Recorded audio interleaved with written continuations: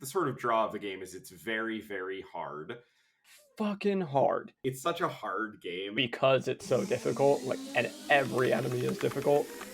This game is hard. It's hard.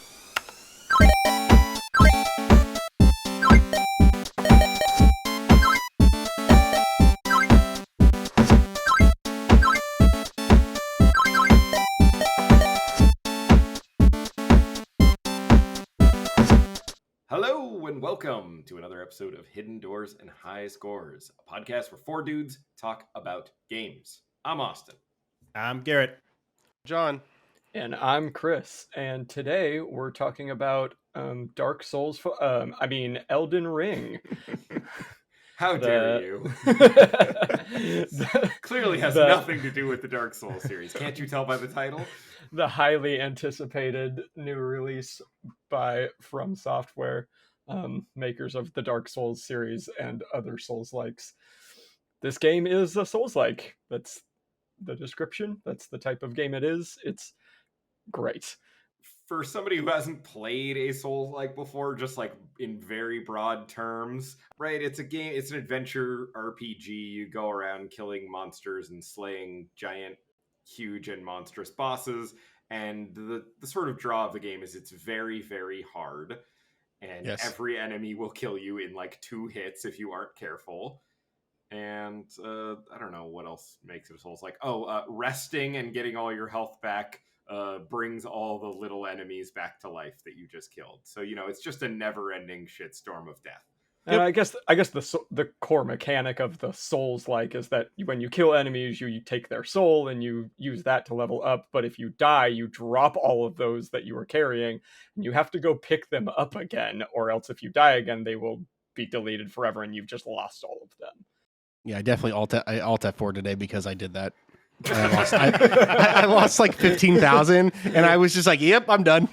I'm calling it for now. I need a break." 15,000 ain't shit. I'll forget about 15,000. Yeah, well, you guys are also like 4 times my level right now. Yeah. All right, Chris, do you want to talk a little bit about the story of this game? Massive air quotes for those. Huge air quotes from Austin there. I think the story was very clear. So I think get the fuck out of here. One of the big sort of draws for this game was that George R.R. Martin, author of the Game of Thrones series, the first 5 books of the Game of Thrones series. Let's be clear. Yeah, be very clear on that. Will not write anymore. Correct. He was being brought onto the project to help world build and write the story and develop characters and stuff like that. That was one of the big draws. I'll leave it there for just a second. I'll tell the basic story, what we've managed to figure out. So here's the thing. None of this is explained in the game. No, it is. It is. It's not very poorly. Very poorly, extremely poorly. So Garrett wrote all of that, and I played 75 hours this game and literally had no idea about any of that. There's a lot of capitalized terms here, a lot of proper nouns. This is what I hate about the Dark Souls games. Rise now. I was really hoping George R.R. Martin would make this a little more comprehensible. He did. The bosses are gonna fight? And I guess so. Othniel, the all-knowing.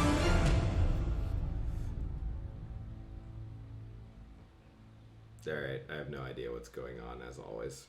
I will say that one of the very obvious contributions is that probably all of the major bosses, now that I think of it, are his initials.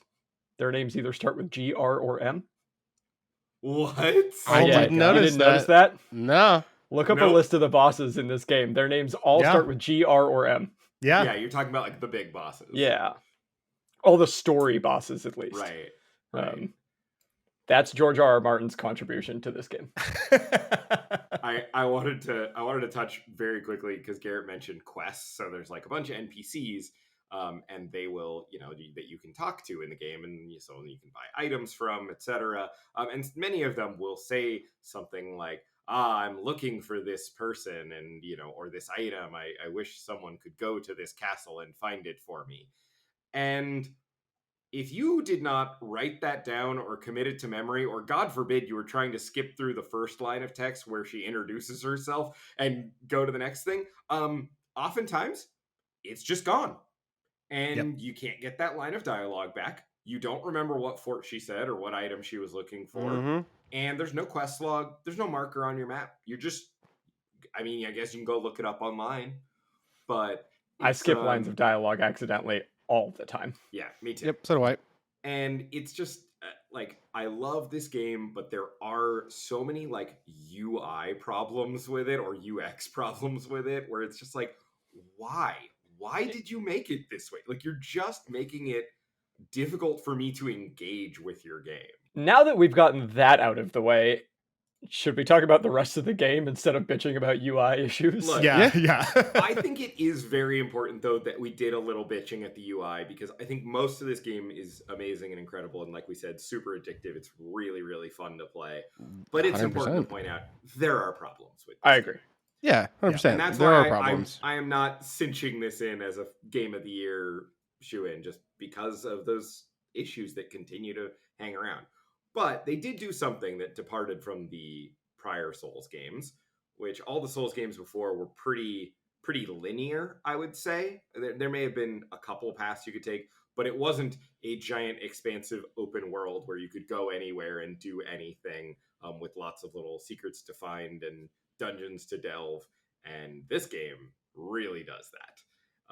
And they did do some great UI things here. There are tons of little save points around the map, and you can just fast travel between any of them at any time, no matter what. So despite the fact that this map is enormous, and there's a whole second map underneath the first map, but it never feels like crazy impassable. It never feels difficult to navigate, because you go off, you explore a direction, then you find a save point, and you're like, great, and then you can just zap back to where you were before and zap right back to where you just explored. It's great. The number of save points, sites of grace that you can fast travel to, especially within dungeons, like the main story dungeons, all the big castles and stuff, is incredible, because it's really hard, especially in those dungeons, to get from one to the next one. The reason they put that there is because they know they just put you through the ringer, and you have used all of your health potions, all of your magic potions, your health is gone, your stamina's gone. They know that they just put you through the ringer to get there, and the fact that it might be just down a hallway, but the fact that you can teleport to one and not have to go through all those enemies again is maybe the best part about this game. Yeah. I love it. I think the fast travel system's amazing. And then I think the goat horse. Ghost. Ghost. Because it's a goat and a horse, and it's also a ghost. And his name is Torrent, and he's adorable. Best character in the game by far. Horse combat in this game is great.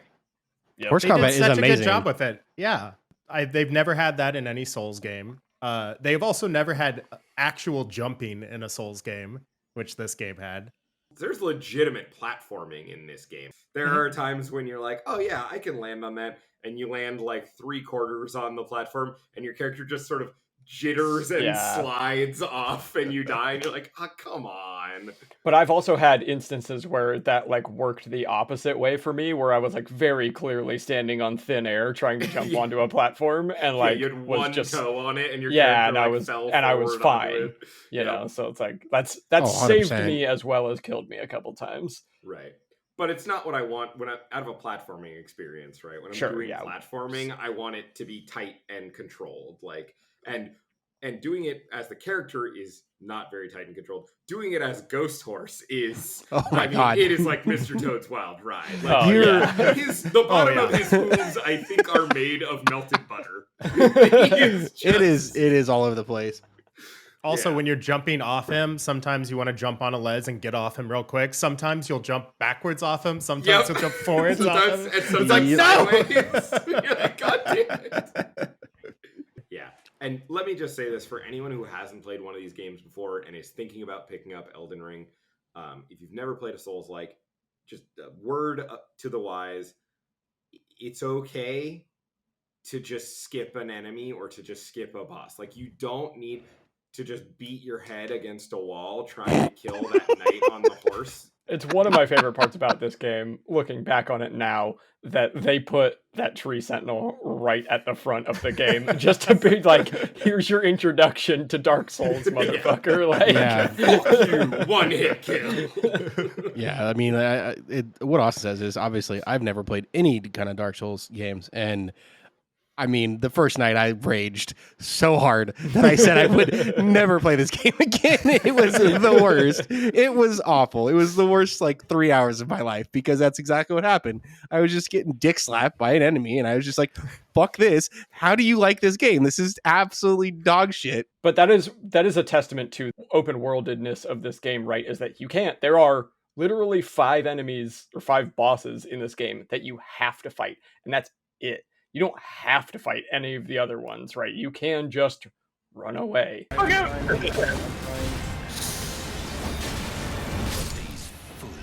No, connection error. Is that why I got a connection error? Maybe we just need to level up some more. Should we talk about some of the classes and weapons and combat stuff that we used? Yes, we should talk a little bit. There's all these, so there's the starting characters, and they kind of put you on a path, but you don't have to stay with whatever their stats are. They really just give you like a starting weapon, some starting armor, and like they put a few more points into the thing that they're good at. And also later in the game, you can respec into whatever you want. You can respec all of your stat points, which is cool. But yeah, I think the variety of weapons in this game is really good. There's tons and tons of different weapons that all have different special abilities, as well as different sort of stats. Yeah. And Requirements to use and stuff. Requirements to use and how they attack. And then in addition to that, there are these things called Ashes of War that you get throughout the game. And they're sort of like a different special move that you can put on a weapon, but also give the Ash of War to a weapon, and you can give it a particular like damage type.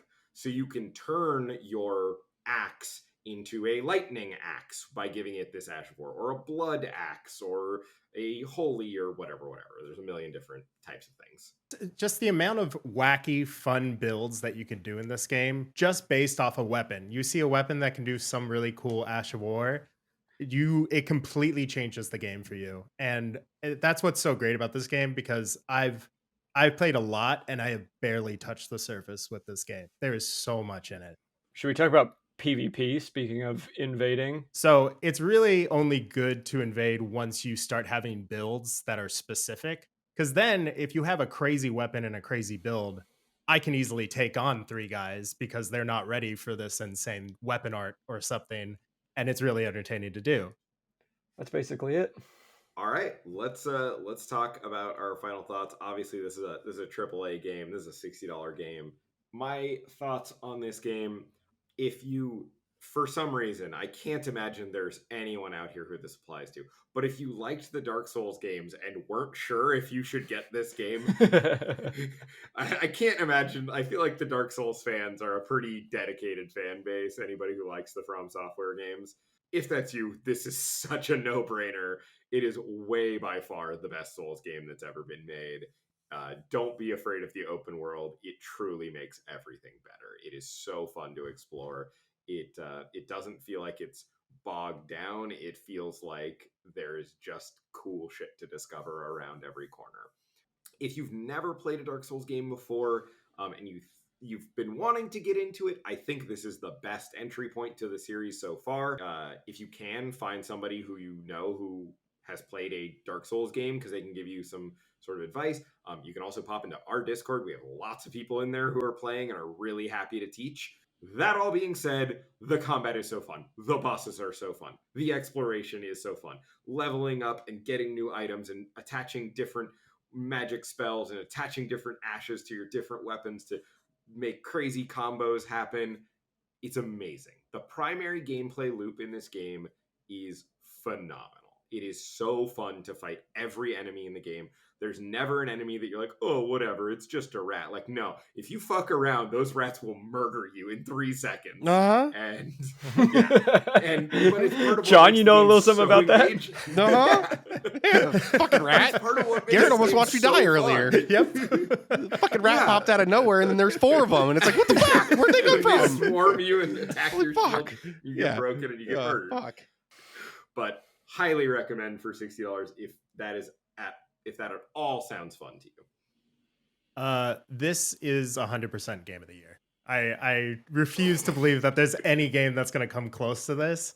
I would pay $150 for this game. This game is probably my favorite game of all time. $1 per hour. Yeah. Yeah, there's Worth. 200. But yeah, this game is amazing. They did such a good job with it. Any DLC that comes out, I'll be buying immediately. Like, yeah, this game is amazing.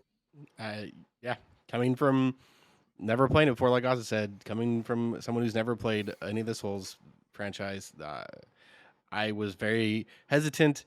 I recommend this game hands down to anyone. I mean, anyone I talk to at work or during the day who plays games and have been like, I'm thinking about it, I tell them go home and buy it now.